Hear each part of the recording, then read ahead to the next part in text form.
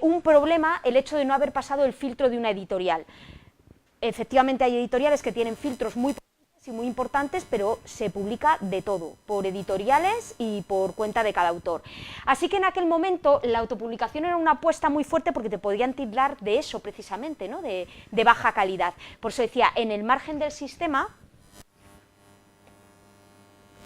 ahí, en el margen del sistema, porque somos un poco pues, los que estamos fuera de la oficialidad, del canal tradicional que ofrecía todas las garantías, el que se suponía que daba toda la calidad. Bueno, supongo que todos nos hemos topado con libros de editoriales, sin dar nombres, que nos han parecido que no merecían estar publicados, ¿no? Y eso no significa que las editoriales no sirvan para nada. Hay muchas editoriales que cumplen una función irreemplazable la autopublicación. Pero vamos a hablar entonces aquí cómo nace la autopublicación, qué es realmente, y vamos a resolver un poco todos los mitos que puede haber en torno a esta. Por supuesto, que desde casa que podéis hacer comentarios, y aquí cuando queráis intervenir para contar una experiencia, algo que toque o lo que sea, pues contamos y lo hacemos más interactivo. Bueno, el primer planteamiento que yo pensé cuando empecé a abordar un poco el tema autopublicación y lo que significaba es que realmente la autopublicación lo que supone es un cambio de paradigma. Podríamos decir simplemente, es un cambio de sistema de producción. Los libros se producen de otra manera diferente, hay un cambio social porque la figura del editor en principio parece que no es necesaria, que también lo es, pero en principio dices, bueno, yo autopublico, tal, puedo hacerlo sin un editor, ya veremos lo que pasa si lo hacemos sin un editor, a tontas y a locas, ¿no? Pero bueno, sí que parecía simplemente un cambio de sistema, pero yo siempre he visto un cambio de paradigma en la autopublicación. No desaparece ningún agente del mundo de la edición, pero sí que se asignan nuevos roles y nuevas formas de enfocar a cada uno de estos profesionales. Entonces, digamos que desde la invención de la imprenta, hacia 1440, cuando los tipos móviles permitieron una mayor cantidad de impresiones, porque si no lo que teníamos eran modelos tipos xilográficos, ¿no? De planchas que estampábamos directamente en papel, lo cual pues tardabas mucho tiempo en hacer una plancha, que tenía que reproducir todos los caracteres de una página y una por cada una de las páginas. Y bueno, y no digamos de los manuscritos, ¿no? Que era imposible de reproducir con cierta velocidad. Entonces, la imprenta lo que permitió es reproducir, llegar a más gente, porque podía reproducir los escritos más rápido, ¿no? Más rápidamente, y así poder distribuirlos. Bien, desde esa época, desde el siglo XV hasta prácticamente la autoedición, los únicos cambios que ha habido en el mundo de la edición han tenido el objetivo de producir más cantidad. Son muchos siglos, es mucho tiempo. Sin embargo, la autoedición, que ahora vamos a ver cuándo empieza, a finales del siglo pasado, supone una revolución para todo esto. Y es la primera vez que un cambio tecnológico vinculado a la edición provoca un efecto diferente al de aumentar la producción, ¿no? Podríamos decir desde la imprenta, luego las máquinas, las Heidelberg automáticas, luego incluso las rotativas de los periódicos, las rotativas para publicidad de catálogos, de supermercados, de todo ese tipo de producción que es en masa, ¿no? Y bueno, pues toda esa tecnología encaminada hacia lo mismo, y de repente con la autoedición surge un mundo completamente distinto, que unido a otros factores que vamos a ver, es por lo que yo pensé en un cambio de paradigma. Bueno, esta revolución de la autoedición llega, por supuesto, de la mano de la revolución informática. Se van a sumar diferentes cambios, porque no es solo, vamos a ver, las redes, que también suponen un cambio de paradigma en todo esto, ¿no? Pero es en esencia ya el hecho de ser capaces de imprimir una página en casa. Eso que ahora nos parece tan normal, pues en su momento fue toda una revolución. Vamos a ver cómo llegamos un poco ahí. Perdón, me ha pasado una. Bueno, en 1985 yo os diría, por favor, y en casa si os descargáis, que os fijarais un poco simplemente en la evolución de los logos de los programas de compaginación, ¿no? De maquetación profesional. En 1985 nació el concepto de desktop publishing con el programa PageMaker, que fue uno de los primeros programas de maquetación profesional o de composición. Además había una LaserWriter, que era una impresora que se podía relativamente casera, ¿no? Evidentemente la tecnología al principio nunca es accesible para muchas personas, siempre es más cara porque se está empezando a producir, pero era factible tenerlo en una casa, que es la diferencia. Y el Macintosh, un ordenador que también se podía tener en casa, que no era una habitación con esas tarjetas perforadas, y, ¿no? que era algo más asumible por parte de los usuarios. Bueno, pues esta combinación es lo que permite hacer una primera edición en casa, es decir, el nacimiento de la autoedición.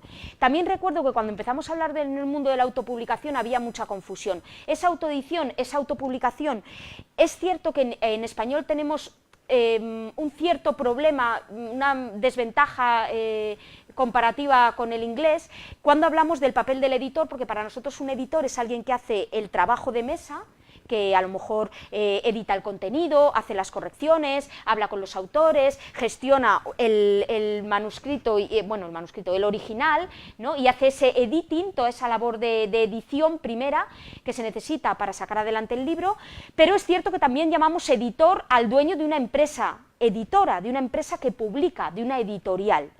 Fijaos incluso que tenemos editor cuando alguien dirige un poco intelectualmente la elaboración de un libro, podemos poner coordinador, editor, ¿no? O sea que esa figura abarca muchos significados. En inglés sí que está el editor y el publisher perfectamente diferenciados, la empresa que publica, la empresa que edita. Puede hacerlo él mismo, pero en funciones sí que los tienen diferenciados. Nosotros ahí tenemos un poco de confusión y se hablaba mucho de la autoedición o autopublicación.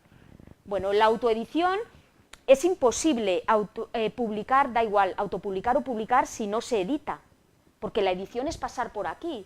¿Cómo vas a dar tratamiento a un texto si no lo has editado? Puedes hacer una mala edición o una buena edición, pero edición tienes que hacer, no se puede llegar a la publicación sin pasar por esa etapa de edición, y de hecho es el primer paso para lograr la autopublicación, esta posibilidad de editar uno mismo sus textos. No digo ya sus libros, sino sus textos. Al final todos hemos terminado editando en Word nuestros textos, aunque luego a lo mejor pues no los publiquemos, los imprimamos para nosotros, pero no los publiquemos. Bueno, fijaos en el logo porque el personaje que aparece de perfil es un grabado del Renacimiento, es Aldo Manuzio, y un personaje ligado a la impresión y a la edición del Renacimiento.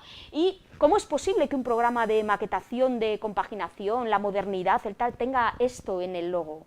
Eso es algo que ahora es impensable, pero en aquella época, ¿no? Cómo era el universo mental nuestro y publicitario y todo en 1985. Bueno, en el 87, 2 años después, nace QuareXpress, otro programa, fijaos en el logo también, ¿no? Comparado con lo que hacemos ahora, otro programa que tuvo el liderazgo durante bastante tiempo de compaginación, de maquetación profesional. QuareXpress supuso también un avance en una tecnología que es en parte la revolución no solo de la autoedición, sino en general de toda la informática a nivel de usuario, no a nivel de programador, que es el YCY, what you see is what you get. Lo que tú ves es lo que obtienes. Esta es la diferencia entre escribir líneas de código a tener botoncitos que te permiten generar acciones, ¿no? Comandos, y que facilita tremendamente, lo que hablamos, la interfaz, ¿no? Facilita tremendamente la labor de un usuario, que no tiene que saber programación para poder hacer pues, un montón de cosas que le permite el programa.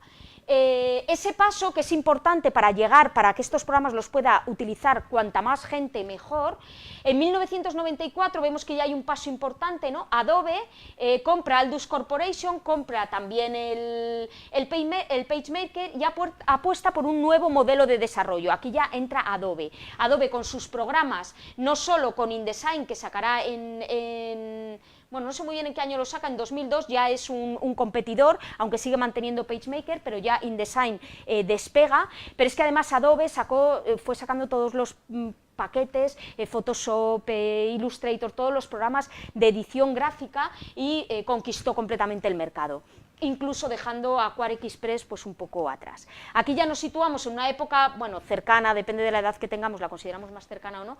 2014 ya Adobe crea el paquete completo de sus programas de diseño y de maquetación y se hace prácticamente con el mercado. Desde entonces lo que hemos asistido es a que QuareXpress cada vez se utiliza menos y InDesign de momento es un poco el rey de todo este cotarro.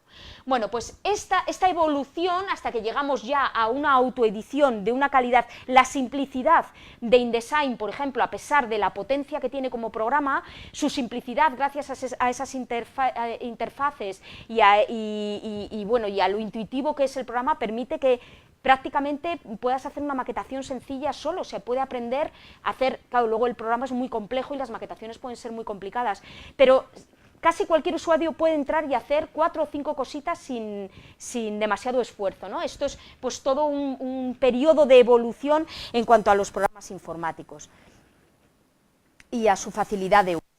De hecho, el rey de la facilidad de uso es Microsoft Word. Word no es un programa de maquetación, es un programa de edición de textos, un editor de textos. Fue el primer procesador de textos que se basó en esta perspectiva del WYSIWYG.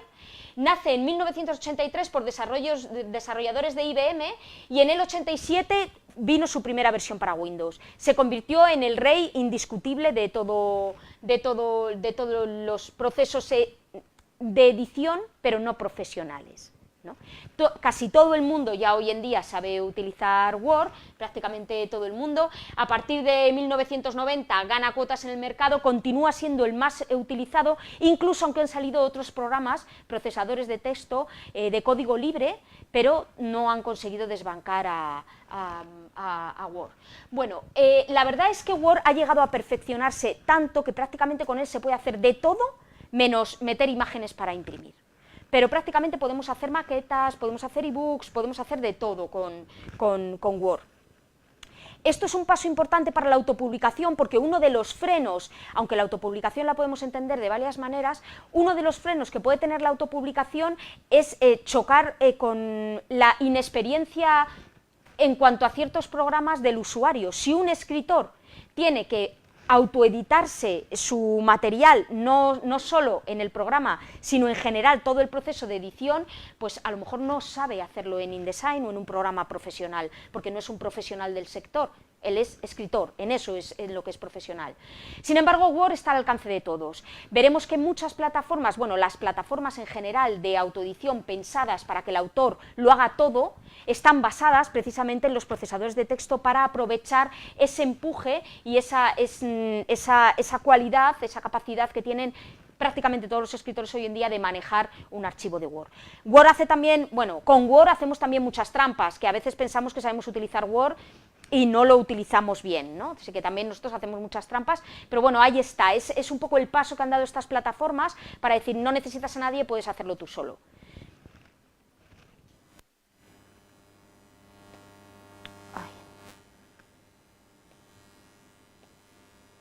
Vale, bueno, esto, aquí tenemos el drama en el sistema, ¿no? El drama, conflicto en el sistema, y esto es cuando confluyen todo lo que hemos dicho y alguna otra cosita más. Por un lado tenemos la sociedad, que está en esta parte de aquí. Tenemos la autoedición y programas procesadores de texto con los que ya se puede hacer algo de autoedición, aunque no sea lograr un PDF profesional de impresión, pero se puede hacer algo con los textos, y tenemos una sociedad que es capaz de utilizarlo. Además, bueno, tiene impresoras en casa, pero es que esas impresoras mejoradas han supuesto los sistemas en los que se basan las impresoras del sistema de impresión digital profesional o la impresión bajo demanda, ¿no? Que son los utilizados en autopublicación, que veremos ahora. Pero lo importante para el cambio de paradigma no es solo que tenemos un programa fácil de utilizar que nos permite autoeditar nuestro texto y una serie de escritores que saben utilizarlo, escritoras. No, además tenemos una... La educación ya es accesible a prácticamente todo el mundo. Por estos parámetros. La intelectualización de la sociedad, el ocio, el acceso a la lectura, la sociedad está mucho más intelectualizada que antes. Todo el mundo participa de ocio cultural. ¿Y eso por qué ha supuesto? Bueno, pues porque ha habido una democratización de la cultura. La cultura se ha abierto y ahora llega a todo el mundo y casi todo el mundo es capaz de acceder a la cultura de un modo o de otro. el índice de analfabetismo es muchísimo más bajo, pero es que además el índice de lectura, o sea, todo el mundo lee algo en esta sociedad de la información, y ya desde que tenemos las redes sociales, los que no leían libros, que ya leen en las redes, pues mira, leen también, ¿no? Así que todo el mundo lee. Bueno, ¿qué es lo que se genera? Pues que en realidad la potencialidad que tiene esta sociedad para generar escritores es brutal, porque hay mucho nivel cultural, hay muchas inquietudes, mucho interés en comunicar, la comunicación está presente en nuestras vidas continuamente y la transmisión de mensajes, y además estamos alfabetizados informáticamente hablando, ¿no? ¿Pero qué le ha ocurrido al sector editorial? Bueno, el sector editorial no ha sufrido esa evolución. El sector editorial continúa con los agentes, hasta un momento determinado continuaba con los agentes tradicionales, agentes literarios, editores, imprentas, ¿no? Todo más o menos igual. Los canales no habían cambiado, ¿y qué pasa? Que el sector editorial no puede asumir esa cantidad de originales que se están generando y esa inquietud que despierta en los nuevos escritores que están ahí y que nacen. Incapaz de asumir las demandas, la demanda que hay de publicaciones, de publicar, no de escribir y publicar, pues nos encontramos con los agentes literarios, con el no se admiten escritores, esta época. Ahora la autopublicación ha dado salida a mucho de todo esto, pero fue una época bastante dramática, porque te encontrabas eso, escritores que... ¿Y cómo consigo un agente literario? No admiten más, es que está saturado el mercado completamente, no son suficientes para gestionar todo esto, ¿no?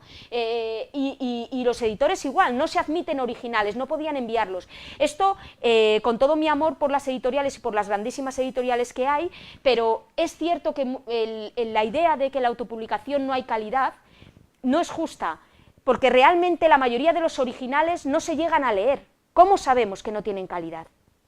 No es que pasaran el filtro de una editorial y que dijeran, no, son impublicables, son malos, es que ni siquiera podían pasar ese filtro, porque no había suficiente personal para leerlos. Por lo tanto, habrá de todo, habrá bueno, habrá malo, pero es injusto tacharlo directamente, porque no es un problema de que no hayan pasado los filtros de las editoriales, es que no han podido llegar ni siquiera a tener esa oportunidad de encontrar un editor o una editorial. Bueno,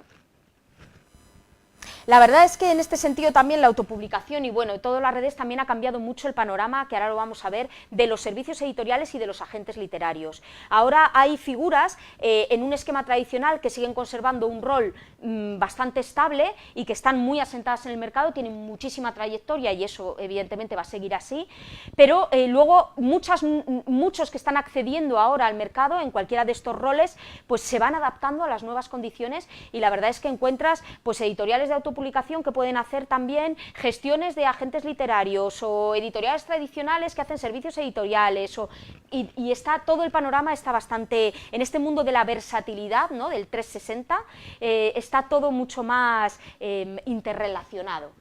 Bueno, aquí tenemos a los protagonistas de este drama, que son, por un lado, la obra. La obra es el mensaje que el autor quiere comunicar. La obra está en bruto. A lo mejor no le hace falta nada porque es una obra redonda, a lo mejor le hace falta una corrección, incluso una corrección literaria, cuando se dice también, no se sabe cuánto de las novelas de Julio Verne son de Hetzel, de su editor, ¿no? La simbiosis, el trabajo conjunto entre editor y autor durante mucho tiempo, pues ha cambiado también las obras originales que presentaban los autores, ¿no?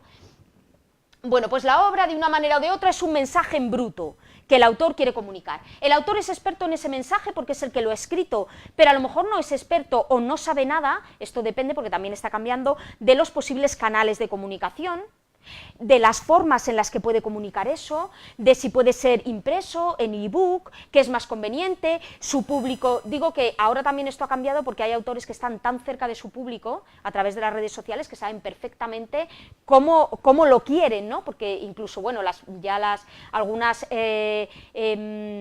maneras de editar, como por ejemplo el crowdfunding o todo esto, pues ya prácticamente esa demanda, ¿no? Voy a hacer este libro, me gusta, y lo patrocinas, o sea que sí hay más comunicación. Pero bueno, en principio no tiene por qué, puede darse, pero sí que es un profesional, o sea, sí que es un experto en el mensaje, pero a lo mejor no en todo lo demás. Esa obra pasa por un proceso que es la edición, y la edición consiste en convertir una obra en un prototipo reproducible. Me da igual que sea un prototipo del que puedo sacar copias impresas, o un prototipo digital que se puede descargar. Pero necesitamos ese prototipo que tiene esa posibilidad de ser reproducido para que pueda llegar a cuanto más público mejor. Ese proceso abarcaría la edición y la preimpresión, porque también incluiría la maquetación, el material gráfico y todo este tipo de cosas, pero que terminaría justo antes de la publicación, ¿no? Una vez que tenemos ese prototipo, lo que tenemos ya es el libro. El libro es la obra, ya sea digital o en papel, es la obra considerada como un acto comunicativo. Además de incluir el mensaje, incluye el receptor, las consideraciones sobre el receptor, una adaptación del texto, las correcciones de estilo, todo eso, el canal, el medio y el contexto en el que se publica. Es decir, el libro es el mensaje más el contexto de comunicación, en el que ese mensaje va a llegar al público. Ahí hay muchos ingredientes que se pueden tener en cuenta o pasar por alto o por encima de puntillas sin considerarlos, pero de todas maneras los consideres o no, van a estar en tu libro. Si tu libro tiene un formato inadecuado, una vez por ejemplo me pasó con un libro, era muy grueso y tenía un mensaje en la cubierta relativamente técnico.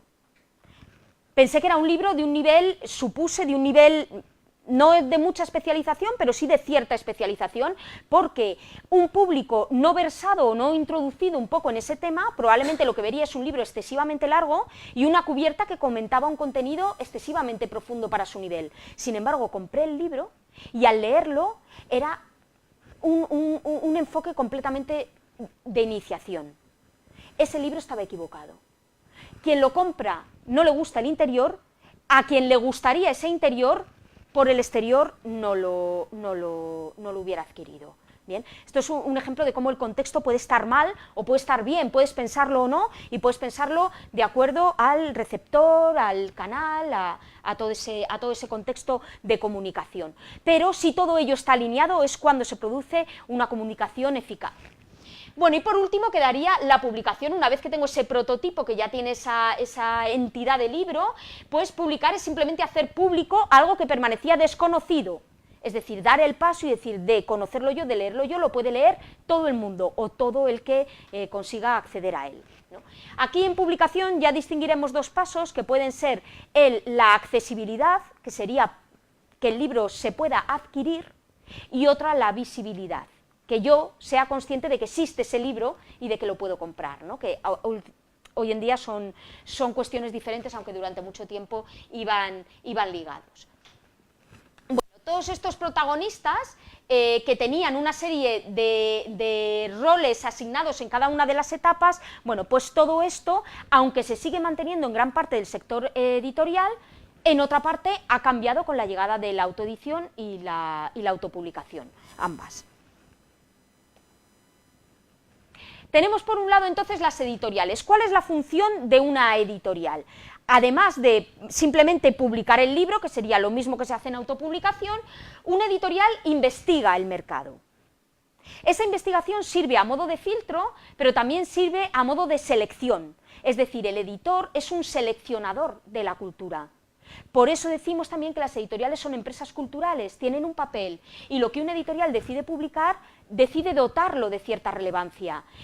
El autor quiere hacer público su mensaje, pero el editor también hace ese esfuerzo para que el mensaje llegue. Luego son propagadores de la cultura.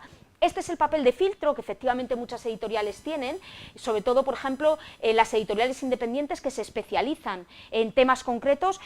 Pues todos tenemos alguna editorial de estas que decimos, no sé qué leer, a ver qué han publicado, porque sabes que coinciden con el filtro que tú quieres, y sabes que lo que van a publicar tiene una calidad, tiene un estilo, tiene lo que tú buscas en ese momento. Bueno, eso, que al fin y al cabo es parte de vincular una obra a un contexto, a ese contexto de lectores que buscan una historia determinada, bueno, pues ese trabajo evidentemente lo hace la editorial. Selecciona originales, porque dentro de esa investigación de mercado hay originales buenos, originales malos. Evidentemente la selección de originales también tiene que ver un poco con la editorial. Una editorial puede decir, yo publico cualquier cosa que caiga en mis manos con calidad. Bien, pero también puede tener otra serie de filtros y decir, esto tiene mucha calidad, pero no coincide con mi línea editorial, no coincide con mi catálogo, no tengo una colección bien donde, ¿no? dónde incluirlo.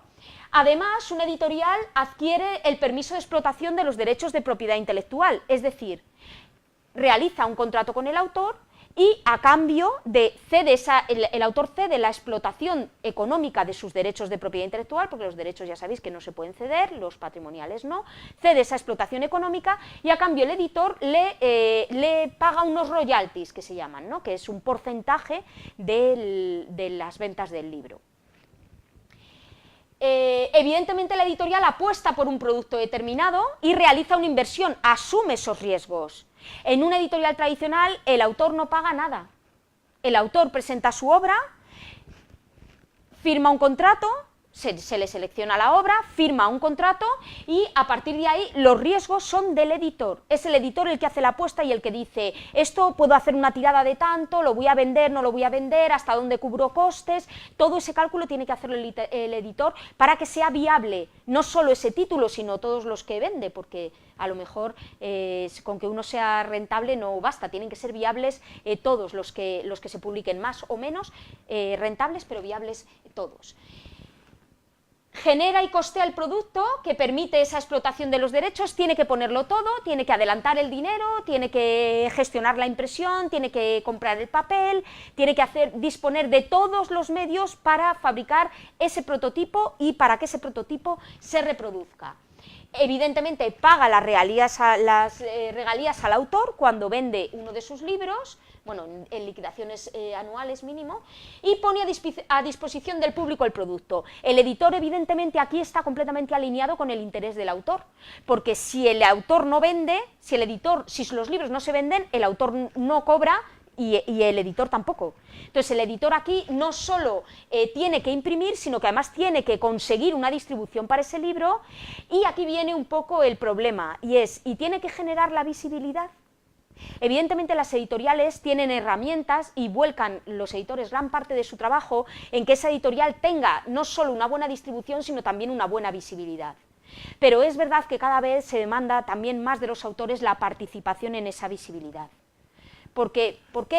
Bueno, pues porque en esta sociedad la verdad que lo que más demandamos es ver la cara de alguien, la humanidad, el proceso humano, y ver al autor, conocerlo, charlar con él, compartir el libro, el producto, es algo que moviliza mucho y los editores lo saben. Entonces, aunque una editorial siempre va a poner medios para hacernos más visibles, es verdad que cada vez requiere más colaboración entre el escritor y el editor. También porque la sociedad ha cambiado y porque somos muy activos socialmente en redes, a lo mejor fuera de las redes menos, pero en redes lo somos, ¿no?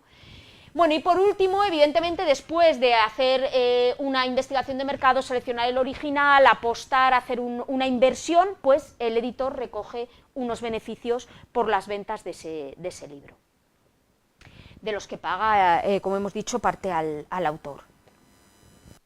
¿Qué sería la autopublicación en bruto si la consideramos en un principio? La autopublicación, como es el refrán, ¿no? Juan Palomo, yo me lo guiso, yo me lo como.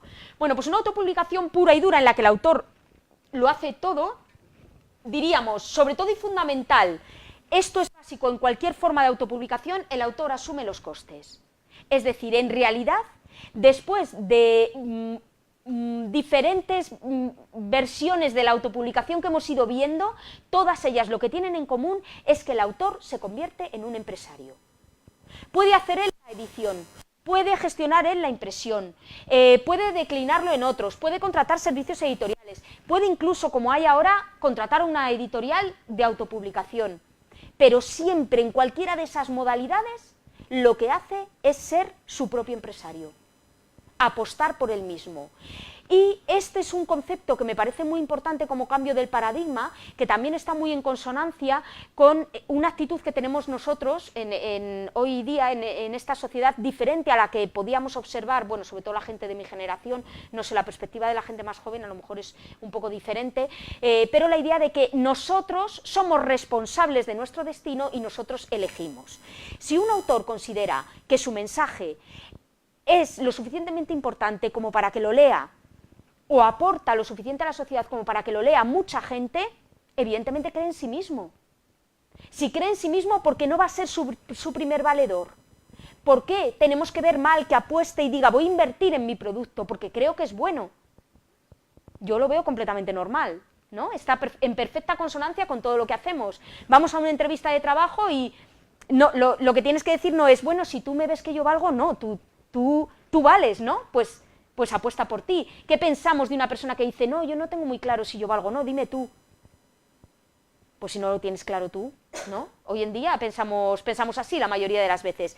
El autor que se autopublica, no quiero decir con esto que el que no se autopublica no piense que valga, pero evidentemente, lejos de ser un menoscabo, es de alguna manera el decir, bueno, voy a apostar por mí, voy a demostrar que realmente soy autor y soy bueno. Y de hecho muchas historias de autopublicación terminan en una publicación en una gran editorial. Una vez, claro, el autor ha conseguido sacar la cabeza entre todos y hacerse visible para los grupos editoriales, ¿no?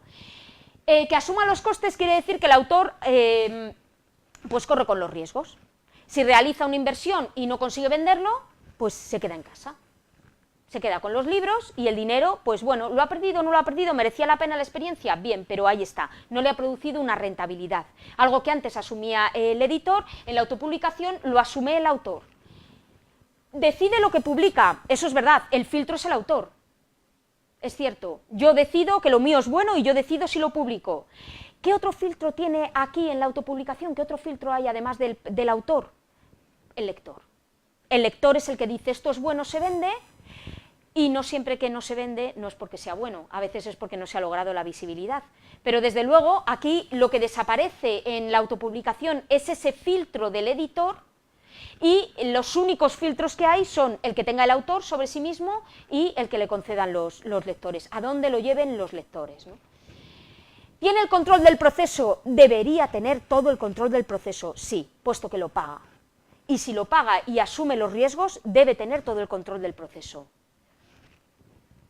Por supuesto debería conservar los derechos de explotación, claro.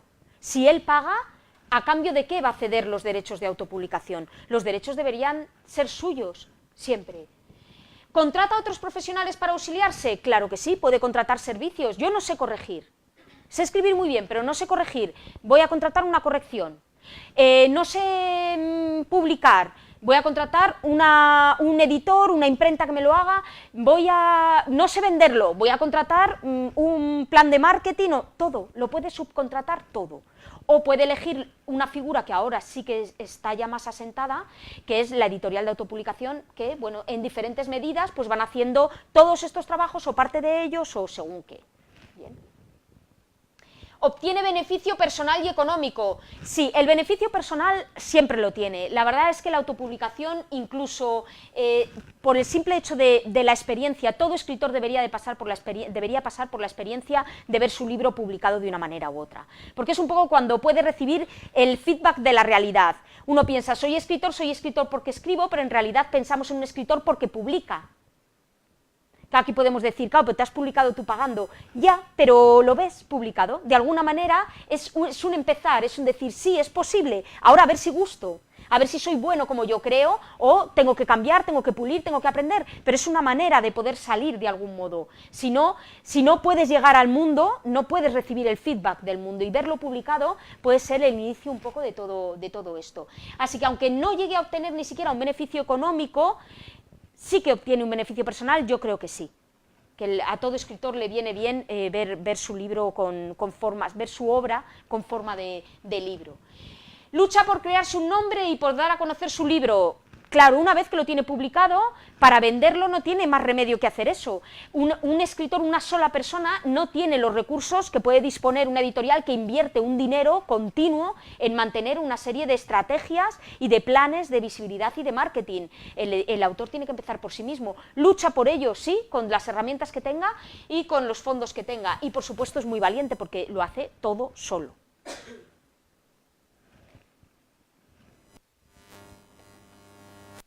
¿Qué supone entonces la autopublicación? Esto es para dar un poquito de diversión a la charla. Bueno, pues supone un montón de cosas que al principio podían dar miedo, ¿no? Por eso pongo así una imagen un poco enigmática, ¿no? Con esto. Por ejemplo, la calidad.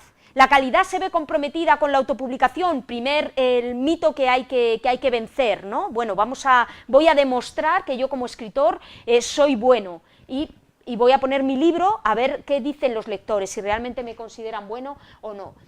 El anonimato, quedarte en el anonimato o salir del anonimato, ¿no? Es verdad que por publicar no sales del anonimato, pero es un primer paso para poder darte a conocer.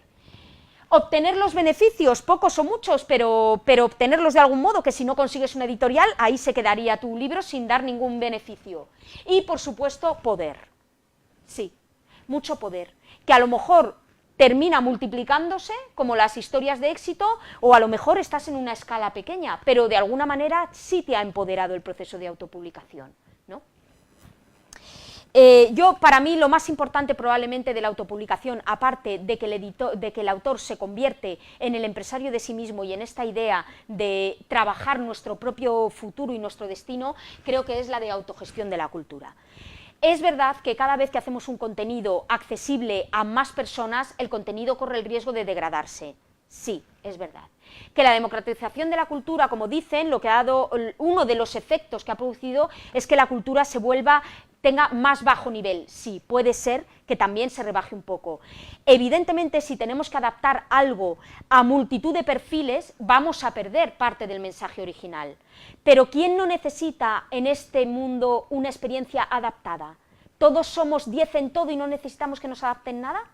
Todos necesitamos contenido adaptado, en unos temas o en otros. Si nos pusiéramos demasiado integristas con esto, solo podríamos leer, trabajar, escribir, estudiar, comunicar cosas en las que somos 100% los mejores, porque cualquier adaptación sería degradación. Entonces creo que este enfoque de la autogestión de la cultura tiene una parte, evidentemente nada es gratis, todo tiene una desventaja, siempre que eliges una cosa abres una puerta y cierras otra, pero no todo es desventaja. La autogestión de la cultura también significa que hay voces que antes no estaban y ahora están. También significa que a lo mejor hay determinadas cuestiones que a las editoriales se les podía pasar y que salen por sí mismas porque no pasaban los filtros de las editoriales y sin embargo sí que pasan los filtros de ciertos lectores.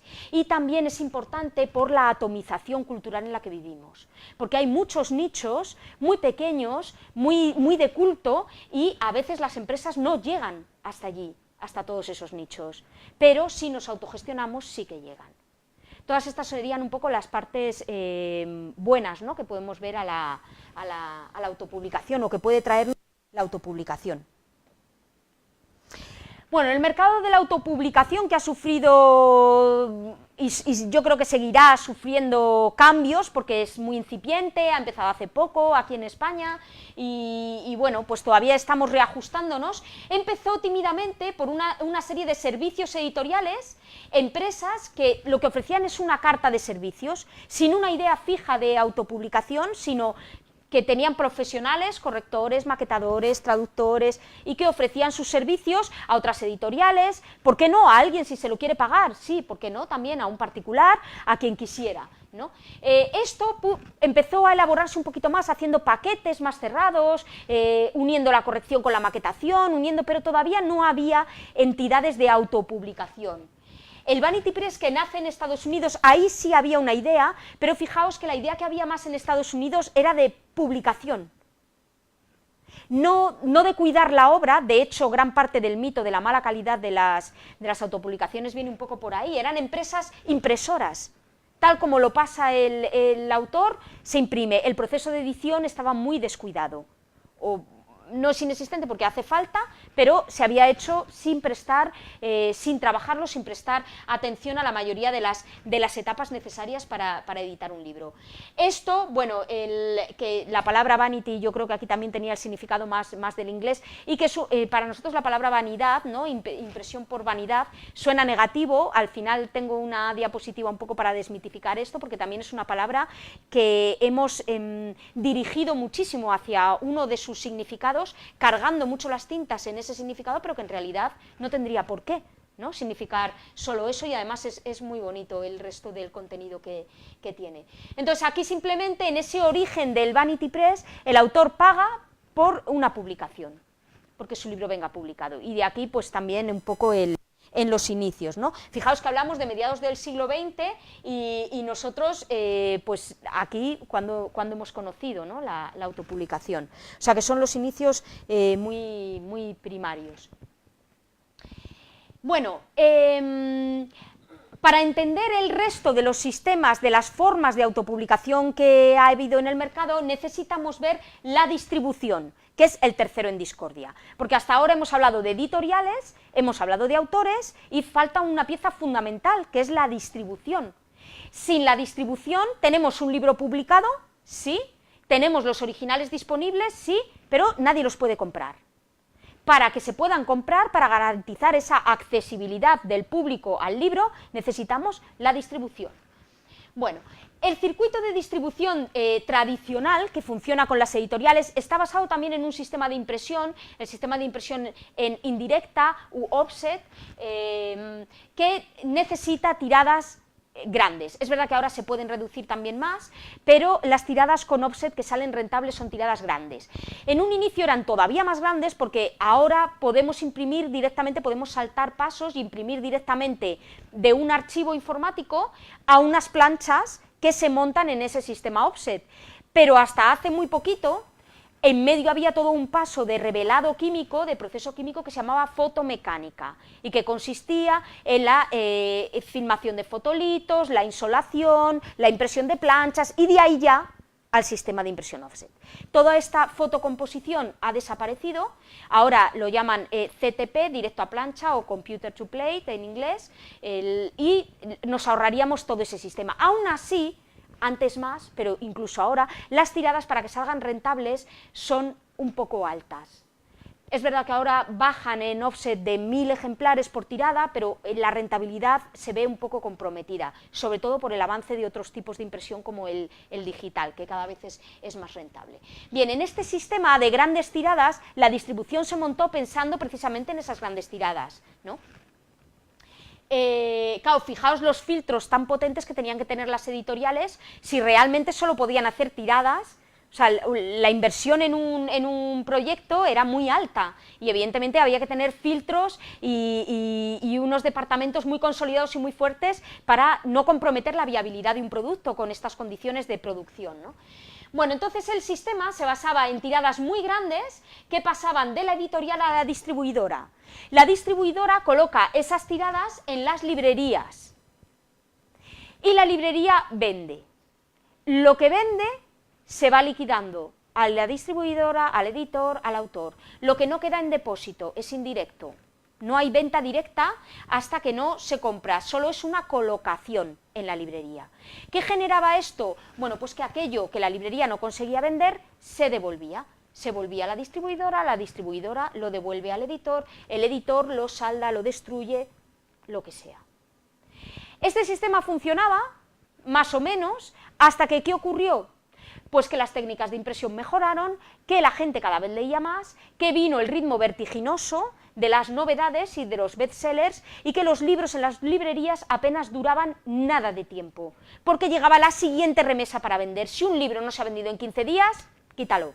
15 días igual es un poco exagerado para algunos libros, pero siempre han existido long sellers, los libros de catálogo, los que se quedan, los de fondo de editorial, esos siempre han existido, pero la mayoría de las ventas se hacen con libros nuevos. Es lo mismo que ha pasado en otras industrias culturales como en el cine, que hemos visto como las salas se dividían en minicines, porque para que vas a tener un cine ocupado 3 meses con una película, el que no ha venido a verla pues ya no la ve, ¿no? Bueno, las industrias cambian y esto ha cambiado. Entonces, realmente el sistema, ahora pudiendo imprimir tiradas más pequeñas, es verdad que este sistema es un poco loco, ¿no? Genera tiradas muy grandes, mucho stock, muchas devoluciones y muchos problemas de viabilidad para los proyectos. Además, teniendo en cuenta que el público está atomizado y que hay muchos nichos diferentes, pues hacer tiradas para todos esos nichos y venderlas en las librerías es un poco complicado. ¿Qué tenemos entonces? Pues canales comerciales que están muy intervenidos y que son muy rígidos porque los sistemas de impresión antiguos también eran muy rígidos y porque estaban adaptados a otro mercado y a otra sociedad que se movía más despacio, con otro ritmo y en la que los gustos, las modas cambiaban mucho más despacio. donde la estabilidad era un valor muy por encima de otros, mientras que ahora la estabilidad es un buen valor, pero hay otros que también nos gustan y que conviven y compiten un poco en importancia con ello. Otro gran problema que tiene este sistema de impresión, edición y distribución es el almacenamiento y el excedente, los stocks. Porque un stock implica gastos. Tener libros sin vender en cualquier lado implica gastos. Gastos para el librero, gastos para la distribuidora cuando lo devuelve el librero, gastos para el editor. Además, en las ciudades el almacenaje es un problema serio porque el suelo está muy caro y los locales también. Si alejamos muchísimo la distribución, pues también tenemos el problema del transporte, que tampoco es barato, ¿no? Evidentemente las distribuidoras, digo el tercero en discordia, es que también tienen su problemática. Una distribuidora tiene que garantizar abastecimiento a las librerías con las que se ha comprometido. Si yo le doy a una distribuidora 50 ejemplares y quiero distribuir en toda España, ¿qué me va a decir?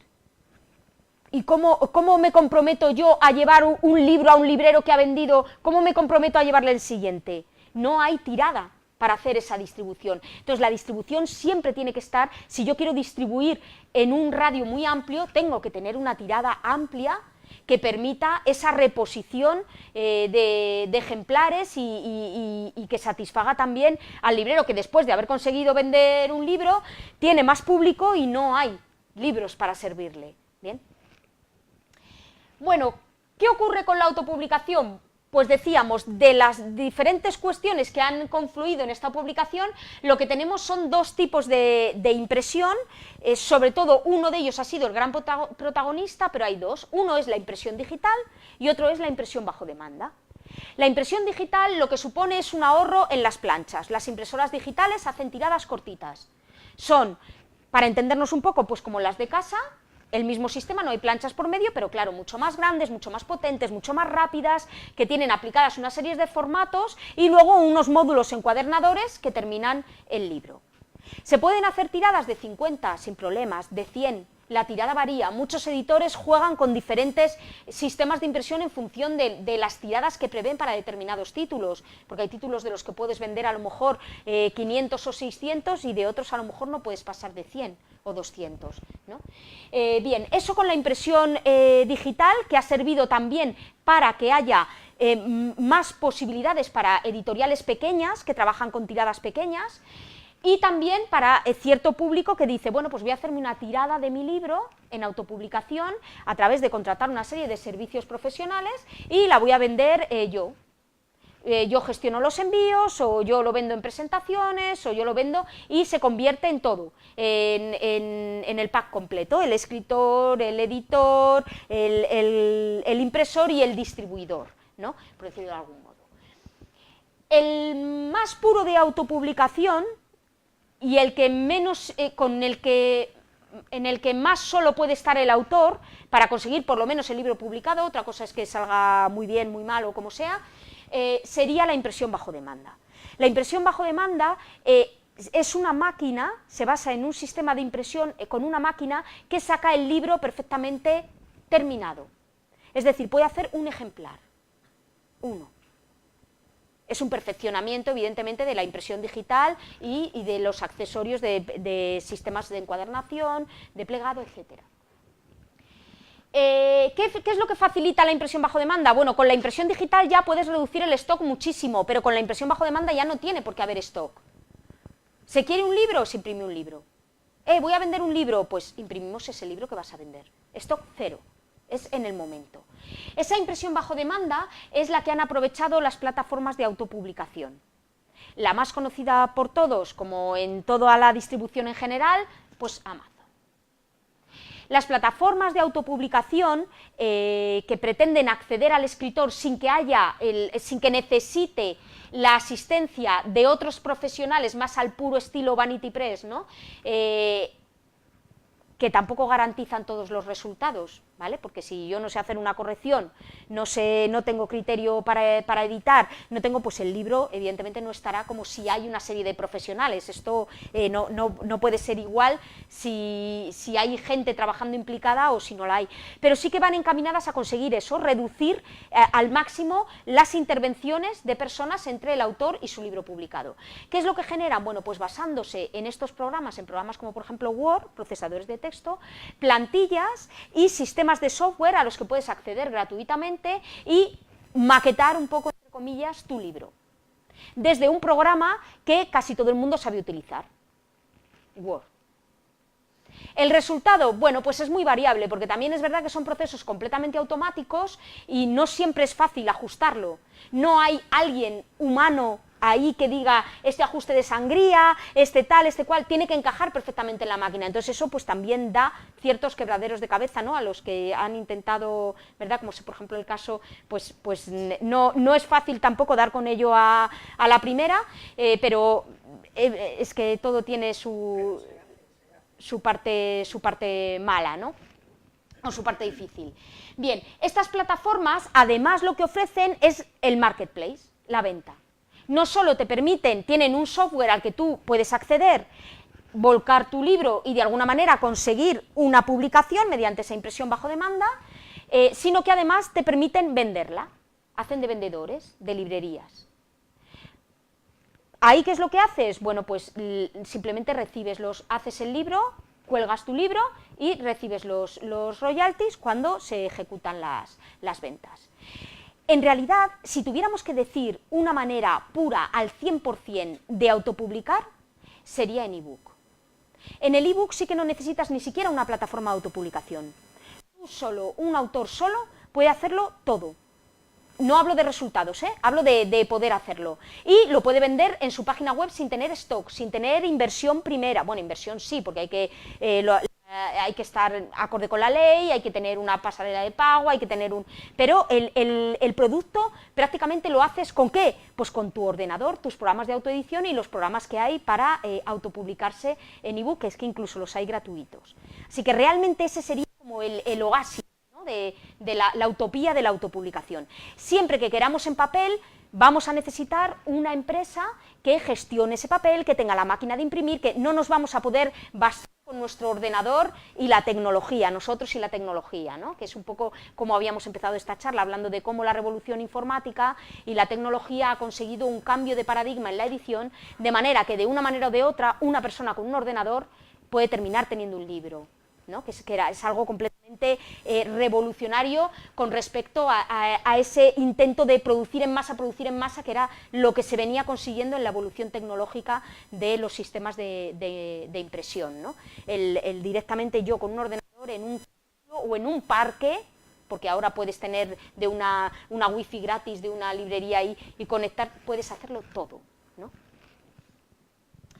Bien, entonces tenemos estas plataformas gratuitas de publicación y venta que en realidad no cobran nada por adelantado, esperan a que haya una venta para cobrar todo. Sí que cobran, y sí que cobran como todo, como editores, como distribuidores, como librería, es decir, se cobran los porcentajes de todo el trabajo que hacen, pero no tienes que dar por adelantado, se gestiona directamente de la venta del libro. ¿Qué es lo que tenemos con este sistema? Bueno, pues lo que tenemos es que tu libro está a disposición de quien lo quiera comprar, tanto en ebook como en papel, pero ¿quién lo encuentra? El problema de la visibilidad sigue estando, tanto si te autopublicas como si no. Además, la visibilidad es un problema porque este panorama de autopublicación, una de las cuestiones más digamos, como diría, intrigantes, ¿no?, que tiene, es la sobresaturación de títulos. O sea, el mercado se ha llenado. Claro, toda esa oferta, demanda de escritores de publicar, que el sistema no conseguía canalizar y que estaba contenida, de repente se ha desbordado. ¿Qué es lo que hay? Muchísimos títulos. ¿Y cómo consigo que el mío se vea?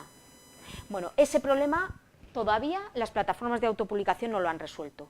Es verdad que tienen herramientas, ciertas herramientas de promoción, puedes hacer promoción con los precios, puedes hacer una preventa, tienes herramientas, pero de todas maneras son herramientas de promoción. Realmente tienes que conseguir un público que te esté mirando cuando ejecutas esos planes de marketing, ¿no? O pones en práctica esas estrategias de comercialización del libro.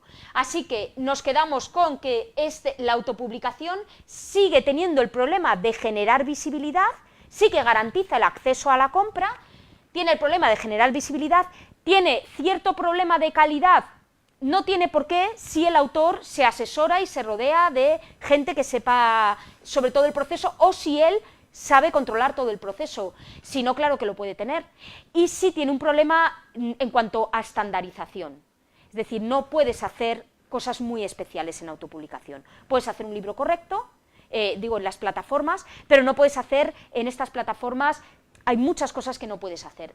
Tipos de encuadernación, elegir tipos de papeles, en las que es imposible llegar y que pueden convertir el libro en una obra de arte. Es una publicación mucho más estandarizada. Precisamente por eso logran pues, que sea así de accesible y no sé si decir barato, pero por lo menos que no haya que pagar desde un principio, que no haya que hacer inversión, ¿no?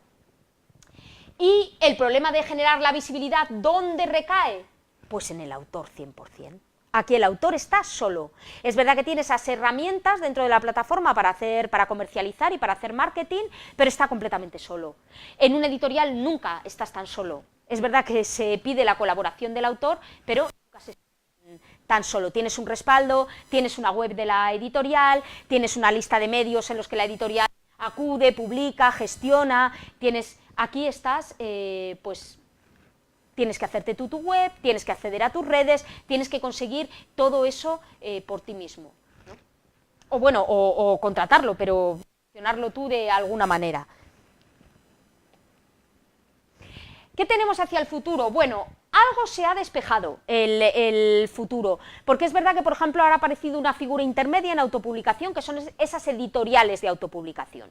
Las editoriales de autopublicación tienen una serie, en general, todas de paquetes básicos, que, bueno, son estándares, te permiten, a lo mejor, hacer alguna cosita más de lo que puedes hacer en una plataforma de autopublicación, porque al fin y al cabo estás hablando con personas que pueden decir, bueno, pues sí, le podemos poner solapas, podemos poner un barniz, podemos poner un tal, pero tienen una serie de paquetes básicos que puedes hacer cosas muy económicas y luego, pues evidentemente, te pueden hacer lo que tú quieras.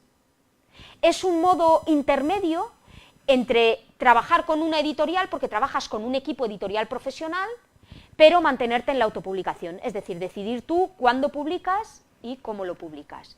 Y participar a lo mejor más en ese proceso, porque claro, luego la editorial sí también tiene una imagen de marca, tiene que mantener a lo mejor una estética en las cubiertas, tiene que mantener y a veces pues también editores y autores, ¿verdad, Mariola? También nos ha pasado a nosotras, pues también peleamos, no estoy de acuerdo con esto, no estoy de acuerdo con lo otro, ¿no? Y puede haber ahí pues conflictos de intereses entre lo que un autor piensa que tiene que tener su libro y lo que la editorial considera que al fin y al cabo también es la que hace la inversión, pues que rompe su imagen de marca, o que no encaja, o que no es lo suficientemente comercial. Muchas veces estas peleas vienen por comercial. Es verdad que hay muchos autores que tienen un planteamiento ya de por sí bastante de marketing y que tienen muy en cuenta cómo vender el producto, pero es verdad también que hay otras veces en las que el autor dice, es que por encima de eso está la esencia de mi libro y quiero que eso esté. O también depende de la temática de los libros, ¿no? Puede haber más conflicto de intereses, pero suele ser uno de los problemas que puede surgir. Entonces, ese modelo intermedio que ha aparecido de las editoriales de autopublicación, que están mucho más especializadas en autopublicación que simplemente una empresa de servicios editoriales, pero que permiten aunar un poco las características de todo, del autor empresario y del equipo editorial detrás. Bueno, aún así, sigue habiendo multiplicidad de opciones. Hay editoriales que trabajan con sistemas mixtos, en los que no se declaran como de autopublicación, tampoco son editoriales tradicionales, no piden el dinero por adelantado, pero tampoco está muy claro luego cómo obtienen esa rentabilidad, porque tampoco está claro que hagan una apuesta por la inversión. Es decir, aquí, hablando con autores, me he encontrado circunstancias de estas de todo tipo, porque es un momento en el que todo está cambiando y me imagino pues, que cada gente está tratando de buscar un poco ahí el hueco que le permita la rentabilidad Así que sigue habiendo un poco de confusión, aunque ya se van despejando agentes que empiezan a ser fundamentales en esto de la autopublicación, y yo creo que el paradigma futuro será el crecimiento del ebook y las mejoras que garantizarán la independencia prácticamente total del escritor, ¿no? Los planteamientos de publicación digital. Es verdad que la calidad siempre va a estar comprometida en función de la cantidad de profesionales que trabajen en ello, pero si tuviéramos que llegar a ese ideal de la autopublicación, pues probablemente sería a través de la publicación digital. Todavía nos gusta mucho el papel, y yo creo que el papel nos va a gustar siempre, pero también es verdad que todavía somos muchos los que pertenecemos a una generación nacida analógica, y aunque a los no analógicos les guste el papel, a los digitales les gusta el papel, y aunque evidentemente las modas siempre vuelven, y cuando hay una abundancia de lo digital seguro que echaremos de menos, y los que no lo echen de menos porque no lo hayan conocido querrán tenerlo el papel, es verdad que cada vez la gente es más digital y lee mejor en sistemas electrónicos y está más familiarizado y nos hacemos todos más, y bueno, un ejemplo tremendamente simple, ¿no? Las casas, cada vez más pequeñas, cada vez más mudanzas, ¿y qué haces con tus libros? Al final, ¿dónde están? Pisos sin ascensor, ¿sabes qué es lo que te puedes pagar? Subes todos los libros, bajas todos los libros, alquilas un trastero, los pones los... Bueno, pues por ejemplo esa ventaja del ebook, de tenerlo todo, llevártelo en un bolsillo, ¿no? Todos los libros que has leído o que puedes querer leer, ¿no? Bueno, pues es un poco en cuanto al paradigma. Y si os animáis a dar el salto, los consejos que yo daría a cualquier escritor que quiere animarse a la autopublicación es que elija lo que quiera, pero siempre que tenga en cuenta que si es empresario de sí mismo y ha apostado por él, pese a que eso le cuesta un esfuerzo económico y una inversión, que haga un buen producto, el mejor que pueda, el mejor, porque no vale de nada tener la mejor obra si tienes el peor libro. Así que, aparte de eso, lo mejor que uno se pueda permitir, asesorándose de especialistas en cada uno de los procesos y tener muy claros sus derechos de propiedad intelectual y cómo los está gestionando y comprometiendo, elija la opción que elija, que analice muy bien las ofertas y que se pregunte por qué exactamente está pagando y dónde quedan sus derechos en cada una de las opciones, que reclame la transparencia y la información clara de lo que le piden y de lo que tiene que dar y de a dónde le llega, como en cualquier otra contratación de servicios, que conozca mínimamente el proceso de edición y publicación para que sepa qué es lo que quiere contratar, qué es lo que puede asumir él, qué es lo que le están diciendo que pueden hacer o no con su libro, ¿no? Si no, no puede comunicar, no puede entender tampoco las opciones que le dan, que conozca todas las opciones que hay en el mercado para ver cuál se ajusta más a su libro y a su público, y que asuma el control y la toma de decisiones, que se responsabilice, si de verdad emprende la autopublicación, que se responsabilice de la toma de decisiones y del control, dejándose asesorar en lo que uno no sabe, pero que no delegue cosas fundamentales como los derechos de propiedad, la cesión de la explotación de los derechos de propiedad o ese tipo de cuestiones. Aquí, antes de hacer un repaso un poco por todo el proceso, os decía que había reflejado un poco la idea, la palabra vanidad, ¿no? y lo que significa. Es verdad que cargamos las tintas con este significado de arrogancia, presunción y envanecimiento, ¿no? Pero vanidad también significa, frente a lo divino, lo que caduca, lo que es propio del hombre. El hombre no es inmortal, el hombre es mortal. Y lo vano es lo mortal, lo que nos distingue de los dioses, que morimos. Así es la caducidad de las cosas de este mundo, ¿vale? Y la vana representación, la ilusión o la ficción de la fantasía. ¿Por qué? Pues porque en una mentalidad más espiritual podríamos considerar que lo real es lo que siempre permanece, lo que guarda su esencia, el ser, de forma eterna. Y esos son los dioses, claro, los que son inmortales. Sin embargo, nosotros, en ese sentido, somos un poco menos reales, porque desaparecemos. Es una concepción muy contraria a la que tenemos ahora, pero probablemente la realidad virtual también nos cambie mucho la concepción de realidad que tenemos ahora. Es una concepción más antigua, ¿no?, más religiosa, más espiritual, pero viene un poco de ahí. Entonces, decidme, por favor, si los escritores no escriben por ilusión o por ficción de fantasía, ¿no? Precisamente es lo que hacen. Escribir por eso, porque si lo que escriben ya estuviera tal cual en la realidad y no aportaran nada, pues no saldría, no tendría sentido que saliera a la luz. Bueno, pues este pequeño esquemita que lo colgaremos para que lo podáis descargar desde casa y que tenéis aquí, sobre la autopublicación, pues es un repaso un poco de todo lo que hemos visto, empezando en ese original, y yo lo que hago aquí, lo que quiero, sobre todo dirigido especialmente a escritores, no tanto a lo mejor a personas, que esta charla también puede ir dirigida a ellas, que pretendan autopublicar a otros, es decir, trabajar en la autopublicación, pero de otros, ¿no? Esta iría más dirigida al autor, que sería: empieza con el marketing desde el original. Empieza ahí, empieza con tu plataforma de autor, con tus contactos en las redes y con tu web. Tienes que empezar a trabajarlo desde ahí, porque las ventas son todo. Sin ventas no hay posibilidad de seguir publicando, ni posibilidad de comunicar, ni posibilidad de ser escritor. Tienes que conseguir que tu libro llegue. Para que tu libro se venda es necesario que guste, pero es necesario que lo sepan.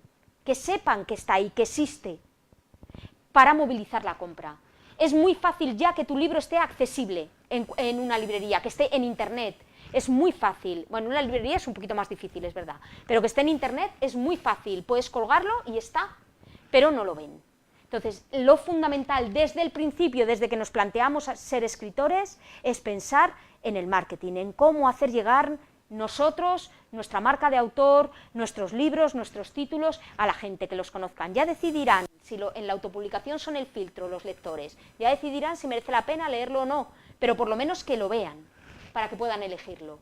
Después, evidentemente, tendríamos que hacer, a la vez que trabajamos en esto, todo original necesita unas correcciones.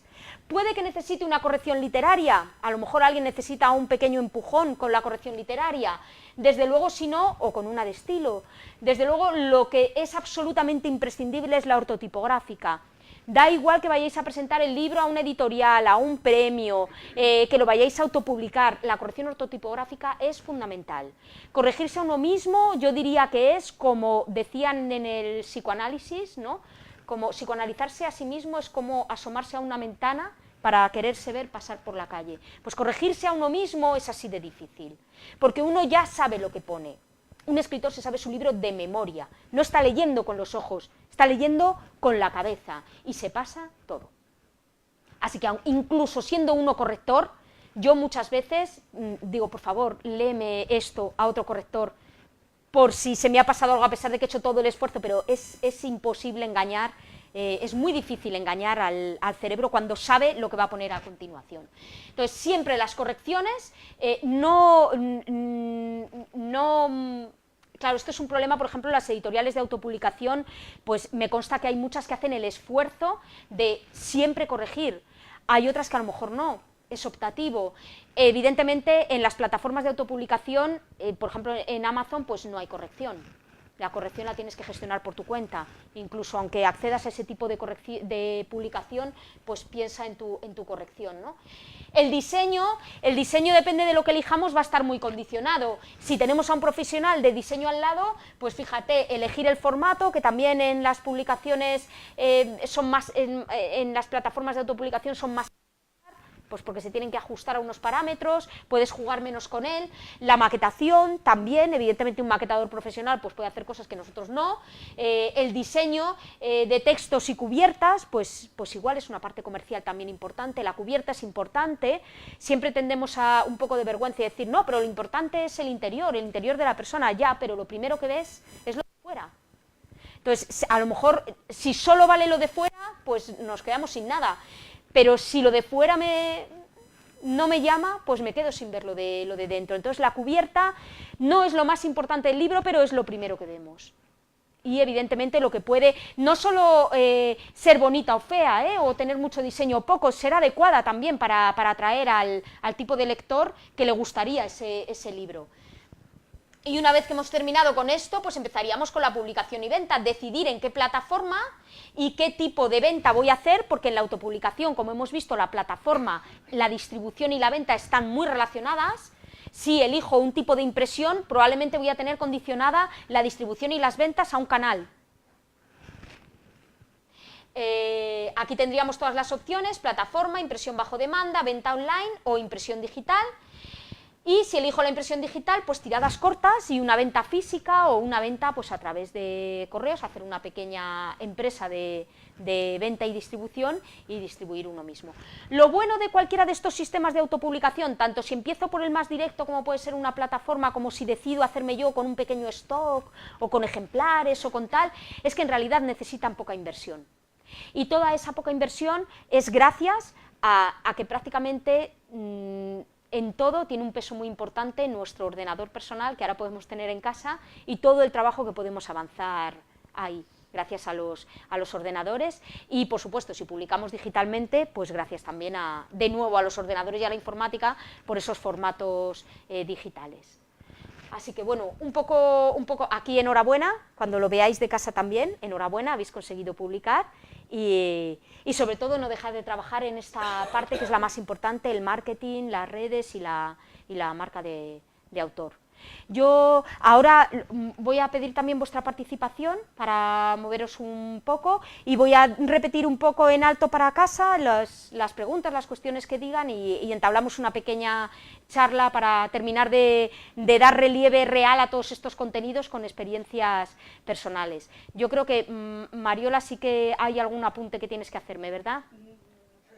Sobre lo que hemos dicho. Hay tantos. Venga, empezamos. Es que no sé, depende de por dónde empecemos, si por el marketing o por decidirse directamente a publicar, o hago la autopublicación o quieres tú por una editorial.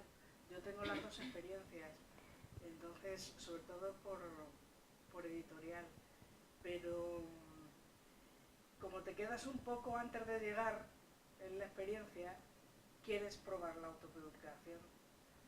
Si tienes unos conocimientos y... Claro, bueno, ella ha publicado por editorial y practica, ¿no?, con diversos textos un poco la autopublicación. Lo que no has probado todavía son las ventas en autopublicación, a pesar de que llevas mucho tiempo trabajando una marca de autora, y un poco unas redes, conseguir entrevistas en medios, todo este tipo de cuestiones que son un poco fundamentales. Fácil, sobre todo si tienes una plataforma de autor, una página web sobre todo, puedes tener un blog, pero las páginas web son mucho más completas, puedes meter más cosas y demás. Y además no supone ninguna inversión porque hay muchísimas plataformas. Claro, de nuevo la informática, efectivamente, nos dice que una página web, a pesar de que trabajemos en las redes, es verdad que es un buen escaparate para mostrar todo lo que tenemos como autores y para canalizar un poco el flujo desde las redes y hacia las redes, ¿no?, con respecto a la interacción de esa web. También es verdad que ahora hacer una web es relativamente sencillo, ¿no? Lo ideal es también una profesional que esté muy bien hecha, pero también es verdad que podemos en un principio fraccionar un poco la inversión del presupuesto que tengamos y ir empezando con cosas un poquito más... Pero es eso, que si no te quieres gastar nada, hay muchísimos sitios que te la hacen, bueno, desde el blog más básico hasta luego una web un poquito más currada. ¿Alguien más tiene web aquí? ¿O ha pensado en hacerse la web para...? ¿Tampoco, Cristina? En hacerte algo de eso. Pues hay cosas, vamos, tiradas. En lo demás, sí os movéis en redes, a lo mejor para... Claro. Bueno, la verdad es que el mayor movimiento es cierto que está en las redes, lo que pasa que la web te permite tener un contenido estático que hable de ti sin que se pierda un poco en la línea temporal y... Claro, bueno, luego está el trabajo en redes sociales. Yo a lo mejor en redes sociales puedo tener mi página de autora, mi perfil personal, mi página de autora, mi página de correctora. Y voy interactuando en cada una de ellas. Vas subiendo contenidos y a la vez vas enlazando en tu web. Claro, hay que pensar que también las redes lo que nos dan la posibilidad es de salvar las distancias, ¿no? Porque a lo mejor no estamos rodeados de escritores, editores, lectores, pero la red sí que puede salvar un poco esa distancia y conectar con ellos. Sí. Y bueno, y en la página web también se pueden colgar muchos materiales. Yo siempre digo también a los autores y con los que me entrevisto y con los que hablo y tal, el material, el marketing de contenido, ¿no? El material gratis que puedes colgar, escenas que se te hayan quedado en la cuneta de tu libro, personajes que hayan tenido un pasado en el que en un principio pensaste en incluir en la novela y se hayan quedado fuera, tomas falsas, digamos, a la hora de escribir, historias paralelas, ¿no? Que puede haber, pequeñas píldoras, porque evidentemente de lo que estamos muy necesitados es de un universo mental, ¿no? De un universo y de que las cosas se prolonguen más allá de esa vanidad, de esa ficción, ¿no? Y que parezcan más reales. Así que todos esos contenidos se pueden colocar, por ejemplo, agrupar en una web perfectamente. Todo eso se agrupa en una web y ahora, por ejemplo, también, pues yo que sé, Instagram, que funciona por imagen, pero para un escritor, tú coges una frase cualquiera de tus relatos, historias, novelas, la plantas en un diseño de imagen y esa frase va por ahí. Y viaja, ¿no? Viaja parte de tu libro, viaja. Bueno, pues, igual que en Twitter también se puede... Claro, sí. Estoy hablando de Instagram, que funciona más por el tema visual, pero bueno, esa imagen va a Facebook, va a Twitter, va a todos los sitios y va generando contenidos. Es muy fácil porque a lo mejor los escritores solo necesitamos una frase. Y si es una frase con gancho o una frase un poquito así que llame la atención, no tienes que meter ni un párrafo ni nada, una frase y ya está. Un título, un hashtag, una etiqueta y andando. Entonces, bueno, pues, y conseguir que llegue de alguna manera, sí, es una buena propagación. Una buena propagación. Claro, eso también hay que echarle tiempo, hay que echarle un poquito de tiempo para moverse por las redes también. La verdad es que sí, es otro oficio más. Sí. A ver, la autopublicación es evidentemente dices, ¿puedes hacerlo todo? Sí, puedes hacerlo todo.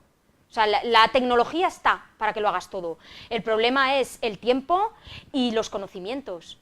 Porque claro, tampoco es tan fácil operar en redes, quiero decir, hacer un buen contenido tampoco es tan fácil. Si no eres profesional de ello, pues también tienes que pasar más tiempo seleccionando, viendo, probando, si esto gustará, si esto tal, cómo lo hago, o sea, y eso evidentemente es en todo, pero bueno, es una manera de empezar, claro. A ver, el escritor de autopublicación es un poco un hombre orquesta, ¿no? Sí. Que está con todos los instrumentos a la vez, tratando de que de ahí salga una sinfonía, pero claro, está... Pero sí que lo que quisiera destacar es lo que has dicho tú antes, que, a ver, sobre todo el beneficio personal que te puede aportar el hecho de publicar, no solo ya que publiques con una editorial tradicional, que contrates un servicio editorial, lo que sea. Si tú tienes la creencia de que puedes, sabes, que la gente te ha leído, que te ha animado porque te han leído. Claro. En fin.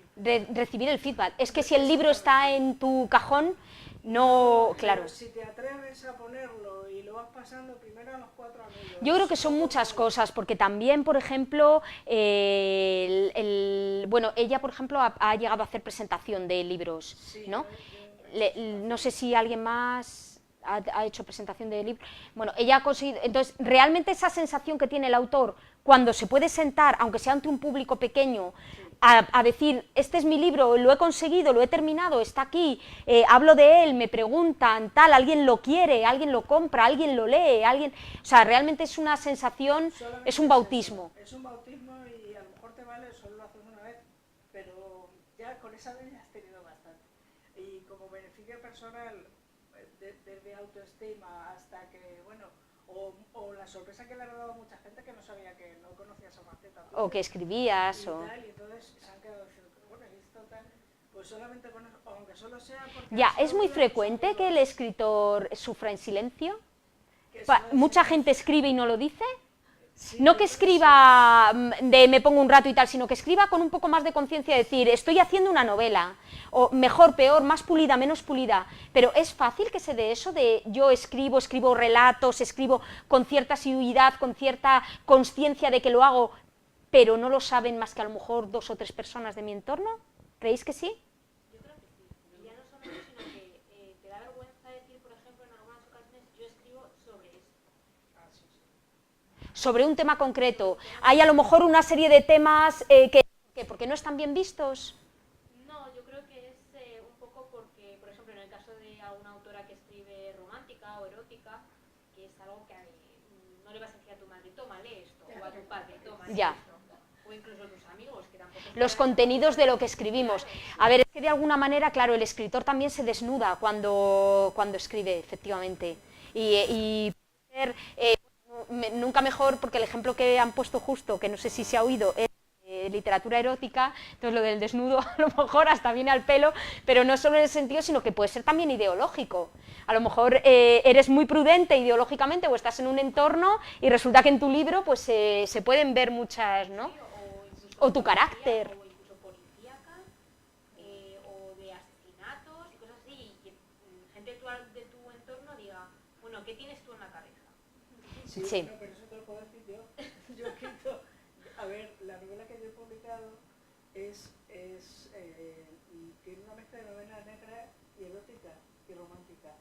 Lo tienes todo en uno.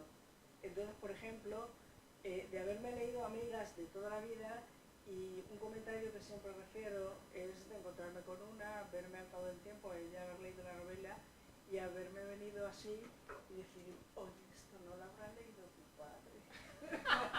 A ver, es un dato importante, de verdad, un autor que mezcla, el ejemplo que se ha puesto, que es muy bueno porque mezcla todo, la novela negra con los asesinatos, el que tendrá esta persona en la cabeza, el erotismo, todo eso, ¿se pasa vergüenza en alguna ocasión cuando has escrito y publicado algo así? Yo creo que yo por mí no, pero sí que he visto la vergüenza ajena.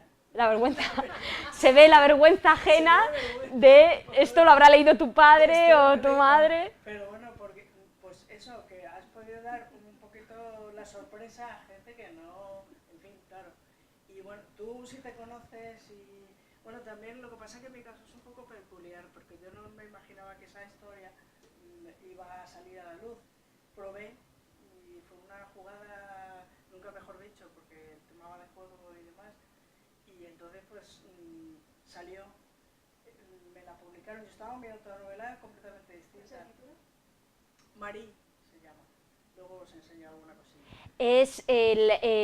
No sé si este caso es muy frecuente, un escritor o escritora que de repente se encuentra con que una novela que pensaba que iba a publicar, se publica. Totalmente. Pero tú luchabas por publicar, pero otras. Yo estaba moviendo otra novela distinta, también con un tema un poquito, en fin, pero bueno, una novela histórica, bien, vamos a poner normal. Pero en la editorial a la que presente este manuscrito probé con esta otra, porque dije, bueno, voy a probar con esta. Si no me gusta, pues mando la otra, la que yo estaba moviendo. Y salió a la primera, salió la primera que mandaste. A la primera. Entonces me hice un informe de lectura y demás, un poquito así, muy historiado, bueno, tampoco me imaginaba, pero bueno. De todas maneras, para que no haya falsas impresiones, antes de conseguir, aunque fuera un poco la novela que no pensabas que fueras a publicar la primera, antes de eso, ¿cuánto tiempo estuviste buscando editorial? Mucho. Mucho, Por lo mucho. menos un año, sí, Un año de búsqueda intensiva, Un año, ¿no? sí, un año envías. Lo que pasa que, claro, es eso lo que has también comentado, que hay que leer muy bien a qué se dedica cada editorial que hay. Si a servicios editoriales es que ahora soy tradicional, pero tienes que vender en la publicación tantos ejemplares porque tal y porque cual. Hay que leer mucho y sobre todo poder entenderlo bien, porque es lo que ha comentado. Es que es verdad que el mercado ha tenido una época muy confusa. Yo creo que ahora se aclara un poco más. Se aclara un poco más, pero aún así... Sigue habiendo algunas empresas un poco sí, que no sabemos muy bien por dónde van. Más, uno pone en internet en el buscador opiniones sobre tal o cual editorial y te puedes encontrar de todo. Yo de la mía he tenido, bueno, hay muchísimos casos que claro, es como el refrán. A ver, esta circunstancia es importante porque igual que todos, hay algunos libros que también han muerto por Google y por las redes, ¿no? Como por ejemplo dicen las guías de viaje, ¿no? Que ahora hay que hacerlas de otra manera, porque realmente tú quieres un buen restaurante para comer en no sé qué ciudad y buscas la opinión, ¿no? Es verdad que ahora se consulta mucho más por opiniones que por... Y efectivamente eso lo hacemos cuando queremos publicar con una editorial, pero también lo hacemos con un libro, ¿no? Por esto también volvíamos a la importancia de las redes y al hecho de que alguien haya leído tu libro y esté bien, ¿no? Que también recabamos mucho, la opinión se ha convertido en un valor fundamental. Frente a lo mejor a la importancia de lo impreso que era antes, ¿no? El decir, si está en un libro es verdad, luego si sale en la tele es verdad, y ahora si alguien lo opina es verdad, no siempre, porque también la opinión, quiero decir, sobre ciertos temas a lo mejor dos personas opinan completamente distinto, pero es verdad que le damos un valor ahora mismo a la opinión fundamental. Es más, yo ahora puedo leer sobre mi editorial y leo opiniones y se te quitan las ganas de publicar con ellos. Yo que los conozco personalmente y sé cómo trabajan, pues es eso, que todo se pone en un balance. Estoy ahora esperando a las regalías, a que me pasen las regalías, que ya me tienen que liquidar y es ahora en febrero. Estoy esperando a ver el informe que me pasan y cuánto me pasan. Pero claro, es eso, es lo que decíamos, aquí en autopublicación tú ves que vendes 200 ejemplares y lo ves tú, porque los has contado tú. Mientras que en una editorial, bueno, pues sí, a mí me van a pasar un informe, pero en realidad sé yo cuántos ejemplares he vendido de los que me ponen ahí. No lo sé, yo pedí la cuenta en los 200, a partir de ahí ya no sé. Claro. Ya no sé, entonces claro, es un poco poder comparar, yo habiendo tenido esa experiencia, que yo, en fin, no tengo ninguna queja, salvo que se ha podido quedar antes de llegar, o esperas un poco más, pero claro, es igual que se ha aumentado y hay tantos autores, también hay muchas editoriales que han salido como servicio editorial o editorial sin demás. Sí, ha habido una época de confusión muy grande en el mercado. Cristina, ¿tú querías decir algo sobre eso? O sea, yo lo que sí que veo, respecto sobre todo a la visibilidad, es que incluso, conozco dos casos muy cercanos, ¿vale? De dos amigas. Entonces, una ha publicado con una editorial conocida, que es el último entrando House, ¿no? Sí. Pues a pesar de que ella ha publicado con una editorial clásica, ella ha tenido que hacer muchísimo trabajo de visibilidad. Es decir, ella ya tenía mucha visibilidad en las redes, porque es coach y la conoce mucha gente y tiene su web. O sea, tenía un buen entramado de redes sociales y... Muy buen entramado de redes sociales y muy buena visibilidad en web. De hecho, a ella la contrata esta editorial porque la conoce y dice, jo, tiene tantos seguidores, por tanto... Bueno, es lo que está, es fundamental esto que comentáis, porque realmente también es una manera que tienen muchas veces las editoriales para filtrar. Es decir, la visibilidad que es capaz de generar este autor, hasta ese punto se ha vuelto sustancial la colaboración del autor en ello, que muchas veces el filtro es ese, la cantidad de seguidores, la presencia en red. Y de hecho, a ella se ponen en contacto con ella precisamente por esa cantidad de seguidores, por esa cantidad Sí. de gente que la sigue y dice, escribo un libro sobre este tema, ¿no? Que es el coaching de desarrollo personal. Aún así, a pesar de que detrás de ella hay una editorial importante, ha tenido que hacer muchísimo trabajo de visibilización, de pedir que por favor subiéramos nuestras opiniones a cuando tal, la cantidad de posts y de tal, hablando de su libro, porque su libro, o sea, que aunque, ¿por qué? Pues por esto que has comentado tú, porque es que un libro está un mes. Claro. Entonces, ese libro llega a los que, bueno, pues lo que los ven por ahí, pero después desaparece. Y si tú quieres que tu libro se siga vendiendo, ese trabajo es tuyo. Bueno, Aunque seas un autor, primero, si el libro lo tienen que ver físicamente, la lucha por las 4 o 5, ¿cuántas mesas puede haber en una librería? ¿Cuántos libros caben en las mesas que puede haber en una librería frente a los kilómetros de estanterías o metros de estanterías que pueden tener, ¿no? Entonces, la lucha por esos puestos en las mesas, claro, tampoco tiene sentido que un libro de 50 ejemplares esté ahí, porque no puede satisfacer la demanda que puede generar, y evidentemente esos sitios son muy cotizados, y una vez además desapareces de ahí, la verdad es que estar en una estantería de una biblioteca, de una librería, ¿cuánto mide un lomo de un libro? 1,5 centímetros, a lo mejor. Bueno, si mide 250, si tiene 250 páginas de un papel normal, algo así, bueno, ¿cómo? ¿Eso es visibilidad? Tampoco. En la cantidad de metros de estanterías, 1,5 centímetros no te consigue ventas. O sea, yo creo que la visibilidad es sí o sí. Sí. Hoy en día, salvo que seas, evidentemente, si eres Pérez Reverte, no necesitas igual. Es que ya la tienes, claro, ya la tienes. Cualquier otro, ese trabajo lo tienes que hacer. Y luego conozco otro caso de otra amiga que escribe cuentos para niños, pues igual de 10 años, ¿no? Ese rango que no es ni tan chiquitito ni es preadolescente. Con ilustraciones, pues no conseguía ninguna editorial. Esto que dices tú de que sí me leen, pero... El problema de las ilustraciones también, el libro ilustrado, es que es una inversión muy alta, efectivamente. Y al final, pues ha decidido autopublicar, se ha hecho su propio blog. El tema, que por ejemplo en este caso, es también lo que hablamos de la calidad, ¿no? Ella apuesta muchísimo por la calidad, además ella es vegana, con lo cual no quiere utilizar papel, o sea, quiere utilizar determinados papeles, determinadas cosas, y eso encarece de su libro. Claro. Es decir, se encuentra también con el hándicap de yo no voy a ganar nada, pero necesito que la A ver, calidad... efectivamente todo libro con valor añadido, ya no solo que tenga ilustraciones, que ya además conlleva elegir el papel de una manera, porque hay ilustraciones que en un papel offset quedan bien por el tipo de color que tienen, pero claro, tiene que tener más gramaje para que la tinta no transparente, ¿no? Para que empape bien. Si no eliges un papel estucado, que es más caro, si encima tienes condicionantes de tipo ecológicos, tal, que tenga todos los certificados. La verdad que el papel es, en general, está bastante, cumple con muchas garantías, porque hay papeles en los que hay un esfuerzo especial y eso evidentemente encarece por trabajar, sí. Entonces, en su caso, ¿qué le falta? Pues aunque el libro tiene muchísima calidad, y a mí me parece que está muy bien, yo leí lo que son los cuentos, los corregimos, le dimos vuelta, o sea, y creo que es un producto de muy buena calidad, sin embargo tiene muy poca visibilidad. Es una chica muy tímida que necesita esa visibilidad. Entonces tienes un producto de muy buena calidad con poca visibilidad.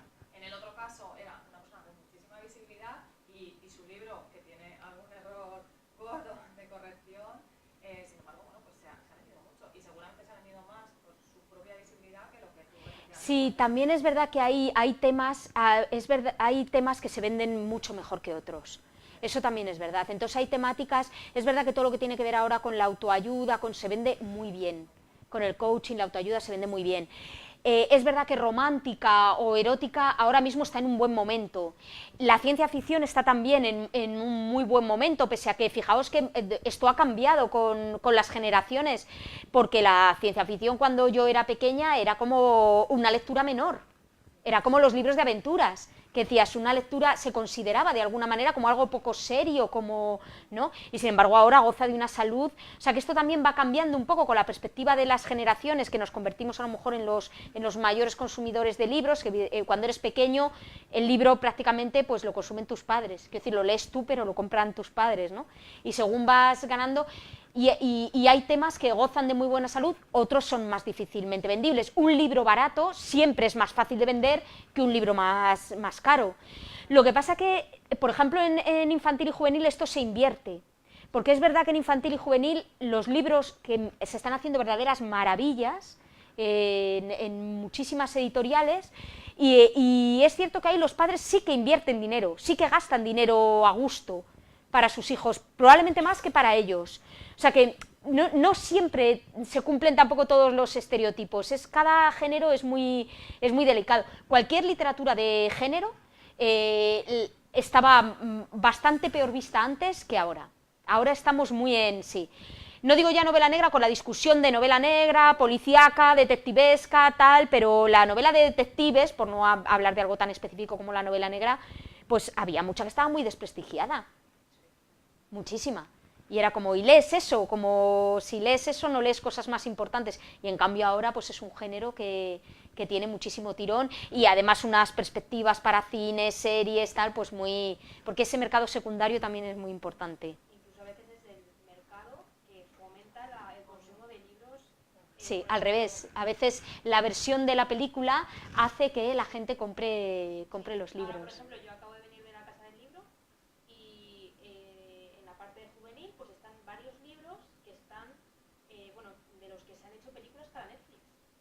Sí, eso es muy... Y hay algunas comunidades de libros también que han empezado todo con libros bueno, que solo tienen autopublicación y que han dado el salto de ahí directamente sin pasar por una editorial, primero a cine o bueno, a series o películas de canales digitales y de ahí a editoriales. O sea, el puente intermedio es de la autopublicación a una serie y eso es un fenómeno también nuevo.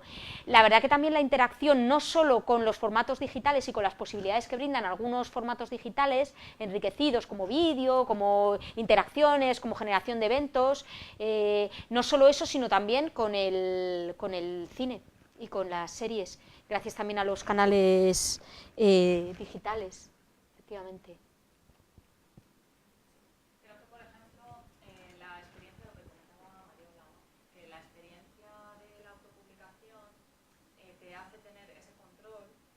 Otra experiencia, ¿no?, de otra amiga, ¿no?, que sí que ha publicado en Errata Naturae, ¿no? Tenemos ya más volviendo en Errata Naturae. Pues ella cuando publicó en Errata, pues por un lado es como muy satisfactorio, ¿no? Es como que ha publicado Errata, sin embargo, ha perdido todo el control. O sea, es como, bueno, pues mi libro estuvo un mes, yo hice marketing, ¿no? Hice todo este tipo de visibilidad, bueno, pues fui a alguna revista, me han publicado en pues en algún periódico, tal. Eso ya como que desaparece y enseguida quieren el siguiente, o sea... Y ella hubiera hecho más de ese libro, más promoción, más tiempo. Desaparece también muy rápido, ¿no? Mientras que yo creo que si tú eres el dueño de ti mismo, puedes estar infinito, ¿no? Hasta el infinito y más allá diciendo... Bueno, puedes dedicar lo que tú quieras a cada uno de los libros. Ya no van a hacer más tiradas, en las que la que hubo se terminó y ya está, se ha perdido ahí y quiere el siguiente, ¿no? Es que quieren ya el siguiente como si... Es que esta parte también es importante, en general... ha habido dos cosas que has dicho que creo que son muy importantes. Primero, la timidez. Es verdad que hay perfiles que son tímidos, de escritores, que son muy introspectivos y estos tienen un problema para moverse en las redes. Y es un perfil que es bastante habitual porque no es imprescindible ser muy introspectivo y muy tímido para ser escritor, pero son cosas que suelen venir asociadas con cierta facilidad. Eso, claro, es un problema porque no lo disfrutan, no disfrutan las redes, ni las ventas, ahí es pues también el carácter, ¿no? Influye. Y la otra cuestión que decías también es el hecho de que muchos escritores, que has comentado ahora, que muchos escritores dedicarían más tiempo a su libro, quieren tomar más decisiones sobre el libro, y claro, cuando alguien te está publicando, pues evidentemente esas decisiones corresponden a quien hace la inversión y a lo mejor ahí, pues como decíamos, pueden surgir pues conflicto de intereses o de pareceres y es verdad que es que cada vez también, por otro lado, queremos tomar las decisiones, somos más autónomos y queremos imponer más nuestro criterio. Es que pasa una cosa, que si tú tienes un poquito de idea sobre edición, maquetación y consigues ver cómo trabaja esa editorial desde dentro y te puedes llevar sorpresas y decir, pero bueno, esto lo hacéis así, ¿qué criterios tenéis? ¿O maquetáis con esto, maquetáis con lo otro? Una editorial medio tal, estás maquetando con Word, no usas programas como InDesign o algo así.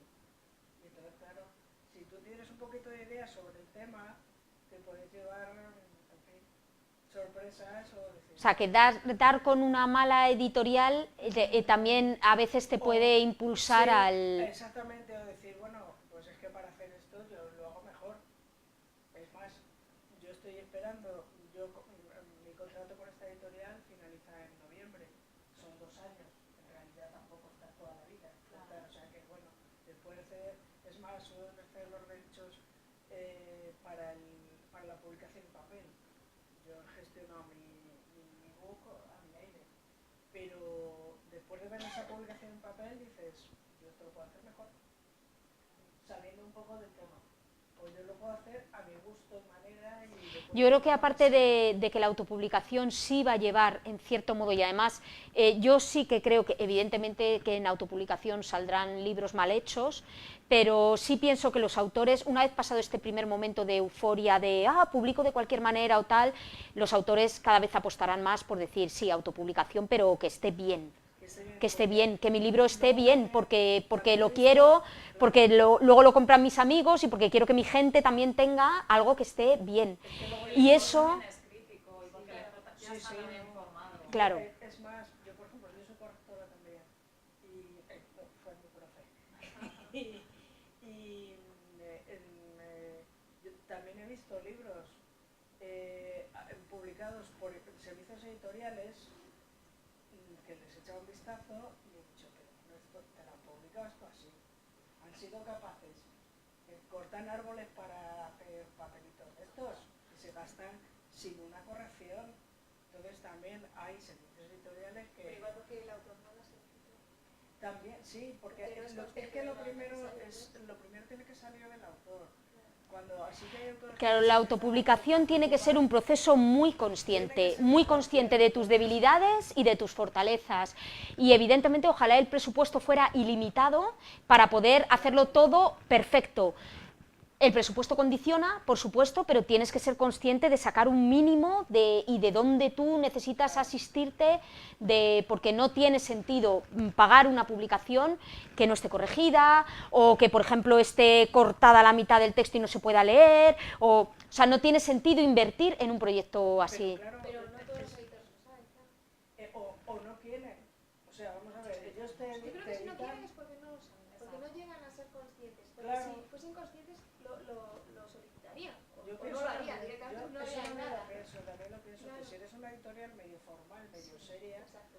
tú ves un manuscrito de un autor y lo ves, si tienes un poquito de idea, no lo pones eso sin corregir. Es muy ético. Y sin embargo, sí que lo hacen. Bueno, es que hay muchas formas de trabajar, efectivamente, hay muchas formas de trabajar. Claro. Bueno, yo voy a despedir, ¿vale? Despido en casa, un placer a todos, nos vemos y mañana os colgamos el marcapáginas para que descarguéis. Gracias a todos.